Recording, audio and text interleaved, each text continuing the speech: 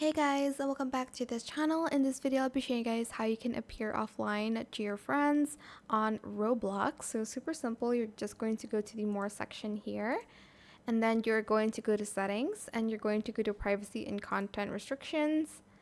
Then you are going to go to visibility and private servers, go to visibility and online status, no one. You can also enable it for just connections and people I follow. Connections are just friends. I don't know why they changed it. If you're offline, obviously you can't show current experience. So you can also turn on your online status. But for instance, you don't want people to join your experience, you can also toggle that on. So for instance, you're online but you don't want people to see that you're playing a game, just select no one.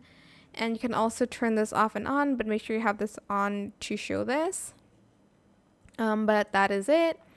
I hope it was helpful for you guys. Don't forget to like, comment, share, and also subscribe to this channel if you haven't done that already.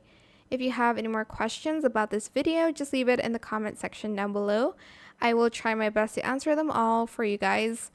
And if you found this video helpful, please click the thanks button as well. That is it. Thank you so much for watching. Bye.